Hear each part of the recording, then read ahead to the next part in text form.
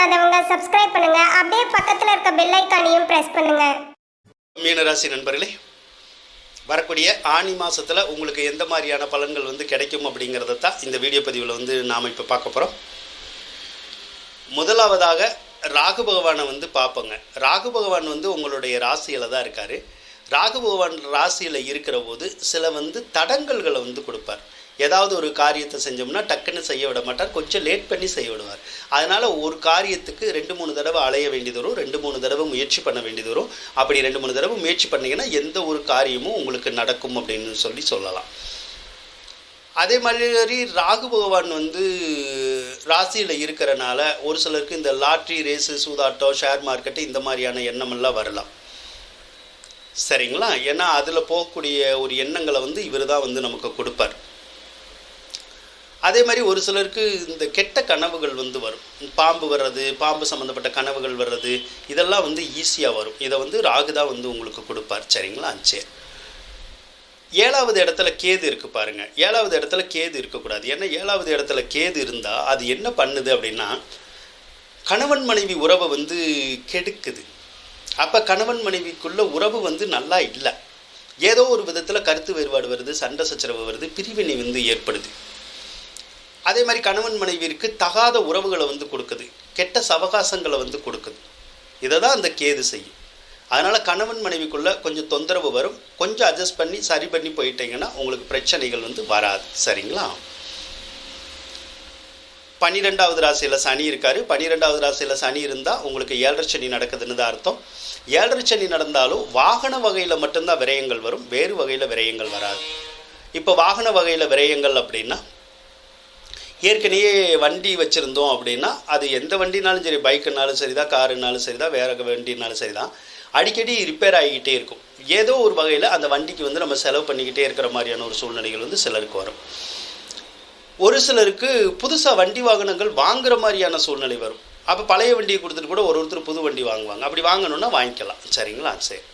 அதே மாதிரி இந்த வாகன தொழில் செய்கிறாங்கல்ல, அவங்களுக்கு கொஞ்சம் சிரமங்கள் இருக்கும். ஏன்னா இது வாகனத்தினால விரயங்களை கொடுக்கக்கூடிய கிரகம். அப்போ வாகன தொழில் செஞ்சால் அதில் லாபங்கள் நமக்கு கிடைக்காது. அப்போ வாகன தொழிலில் நமக்கு கொஞ்சம் சிரமங்கள், சிக்கல்கள் இருக்கும். நீங்கள் கொஞ்சம் அட்ஜஸ்ட் பண்ணி அனுசரித்து தான் நீங்கள் போக வேண்டிய சூழ்நிலை வரும். அதனால் வாகன தொழிலில் இருக்கிறவங்க கொஞ்சம் கவனமாக இருக்கிறது நல்லதுங்க.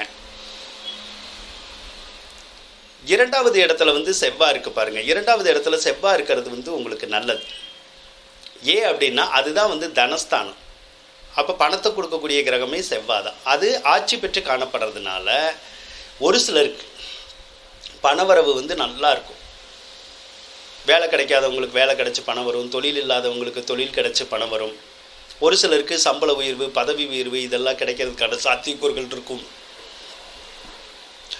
ஒரு சிலருக்கு வரவேண்டிய பாக்கிகள் எல்லாம் வரும், எதிர்பார்த்த பணம் எல்லாம் வரும். பேங்க் லோனு, மற்றது கடன், அது இதெல்லாம் ஈஸியாக கிடைக்கும். ஆக பொருளாதார சூழ்நிலை அப்படிங்கிறது ரொம்ப நல்லா இருக்கும். ஒரு சிலருக்கு கடன் காட்சியெல்லாம் கொடுக்கக்கூடிய யோகங்கள் இருக்கும், கடன் அடையும் ஈஸியாக. ஒரு சிலருக்கு காவல்துறையில் வேலை கிடைக்கலாம், அல்லது பூமி சம்மந்தப்பட்ட துறையில் வேலை கிடைக்கலாம். சிலருக்கு மருத்துவம் சார்ந்த துறை இருக்கு இல்லையா, அதில் எல்லாம் வேலை கிடைக்கிறதுக்கான சாத்தியக்கூறுகள் இருக்குது அப்படின்னு சொல்லலாம். கொடுத்த வாக்குறுதியை ஈஸியாக காப்பாற்றலாம். நாணய நம்பிக்கை கெட்டு போகாமல் பாதுகாக்கிறதுக்கான ஒரு சாத்தியக்கூறு இப்போ இருக்கதா செய்யுது. குரு பகவானை பொறுத்தளவுக்கு உங்களுடைய ராசி அதிபதி 10ஆம் அதிபதி தான். குரு பகவான் நார்மலாக தான் இருக்கார். அப்போ வேலை தொழிலில் பிரச்சனைகள் வராது. அப்போ வேலை இல்லாதவங்களுக்கு வேலை கிடைக்கும், தொழில் இல்லாதவங்களுக்கு தொழில் கிடைக்கும். அப்போ தொழிலும் நல்லா இருக்கும் அப்படிங்கிற மாதிரி தான் இருக்குது. குரு 3வது இடத்துல இருந்தால் இளைய சகோதர சகோதரிகளுக்கு நல்ல வாழ்க்கை கிடைக்கும். அவங்களோட நல்ல அந்யோன்யம் ஏற்படுறதுக்கான ஒரு வாய்ப்புகள் கிடைக்கும் அப்படின்னு நம்ம சொல்லலாம். குரு பகவான் 3வது ராசியில் இருக்கிறதுனால நல்ல நல்ல தகவல்கள், செய்திகள் எல்லாம் நமக்கு சேரும் அப்படின்னு இருக்குது. அதே மாதிரி நல்ல வெற்றி வாய்ப்புகள் கிடைக்கும். எடுத்த காரியத்தில் நம்ம நல்லா ஜெயிக்கலாம். 4வது இடத்துல சூரிய பகவான் இருக்கார். 4வது இடத்துல சூரியன் இருக்கிறது நல்லது. அரசாங்க காரியங்களுக்கு நல்லது. சிலருக்கு அரசாங்க வேலைகள் கிடைக்கும்.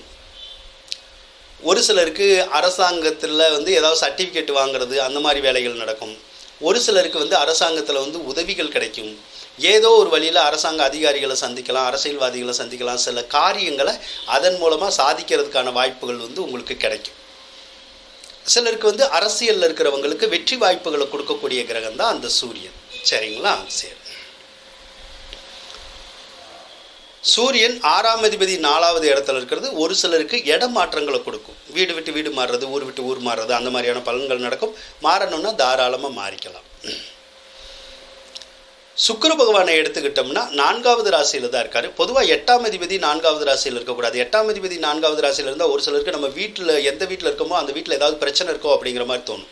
இல்லைன்னா ஏதாவது சொத்து பத்துக்களில் வந்து பிரச்சனைகள் வர்றதுக்கான வாய்ப்புகள் வந்து கொஞ்சம் இருக்கும். சரிங்களா? சரி. ஆனால் அதே நேரத்தில் ஒரு சிலருக்கு வீடு கட்டணுங்கிற எண்ணங்கள் வரும், ஒரு சிலருக்கு வீடு வாங்கணுங்கிற எண்ணங்கள் வரும், ஒரு சிலருக்கு எலக்ட்ரானிக் பொருட்கள் வாங்கணுங்கிற எண்ணங்கள் வரும், ஒரு சிலருக்கு வண்டி வாகனங்கள் வாங்கணுங்கிறது வரும். இந்த மாதிரி எண்ணங்கள் வந்துச்சுன்னா தாராளமாக நீங்கள் செய்யலாம். கண்டிப்பாக உங்களுக்கு அந்த காரியங்கள் எல்லாமே நடக்கும் அப்படின்னு சொல்லலாம். அதே மாதிரி 4ஆம் அதிபதி வேற புதன் வேற உங்களுக்கு ஆட்சி பலத்தோடு தான் இருக்கார். 4ஆம் அதிபதி ஆட்சி பலத்தோடு இருந்தாலும் சொத்து சுகத்தில் இருக்க வில்லங்கங்கள் வந்து தீரும். அதே மாதிரி சொத்து சுகங்கள் வந்து நமக்கு கிடைக்கும். சொத்து சுகங்கள் வந்து விருத்தியாகும். அதே மாதிரி தாயாருக்கு நல்லதொரு வாழ்க்கை வந்து கிடைக்கும். தாயார் வந்து நிம்மதியாக இருப்பாங்க. அவங்க நினச்ச காரியத்தில் வந்து ஜெயிக்கிறதுக்கான வாய்ப்பு இருக்கும். அவங்களுக்கு மகிழ்ச்சி கிடைக்கிறதுக்கான வாய்ப்புகள் இருக்கும். நல்ல சந்தோஷமாக இருப்பாங்க. ஆனால் அந்த சளி, இருமல், காய்ச்சல் அந்த மாதிரி உடல் உபாதை மட்டும் உங்கள் தாயாருக்கு வர்றதுக்கான ஒரு சந்தர்ப்பம் இந்த மாதம் இருக்கும் அப்படின்னு வந்து நம்ம சொல்லலாம். சரிங்களா? சரி. அதே மாதிரி 7ஆம் அதிபதியும் புதன் தான். 7ஆம் அதிபதி புதன் வலிமை பெற்றாலும் திருமண சம்மந்தப்பட்ட காரியங்களுக்கு நல்லது. இப்போ ஏற்கனவே திருமணம் ஆகாதமாக சில மீனராசிக்காரவங்க இருப்பாங்க. அவங்களுக்கு வந்து இப்போ திருமண முயற்சி எடுத்தால் அந்த முயற்சி வந்து கைகூடும் அப்படின்னு சொல்லி வந்து இருக்குங்க. அதே போல் இப்போ புதன் வந்து ஆனி மாதம் 12ஆம் தேதி 5வது ராசிக்கு மாறிடுவார். அப்போ புதன் 5வது ராசிக்கு மாறினா பெற்ற பிள்ளைகளுக்கு நல்ல கல்வி வரும். கல்வி சம்மந்தப்பட்ட காரியங்கள் வந்து நமக்கு நல்லா நடக்கும்.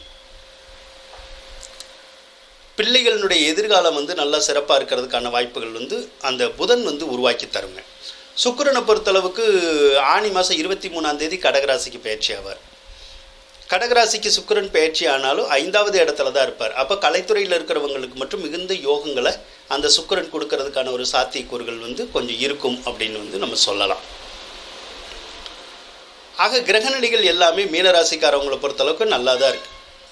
அப்போ கிரகநிலைகள் நல்லா இருந்தாலே இந்த மாதமும் நல்லா தான் இருக்கும். எதிர்வரக்கூடிய மாதங்கள் கூட உங்களுக்கு சிறப்பாகவே இருக்கும் அப்படின்னு சொல்லி கூறிக்கொண்டு விடைபெறுகின்றேன். மேலும் தகவலுக்கு எங்கள் சேனலை மறக்காமல் சப்ஸ்கிரைப் பண்ணுங்கள். நன்றி.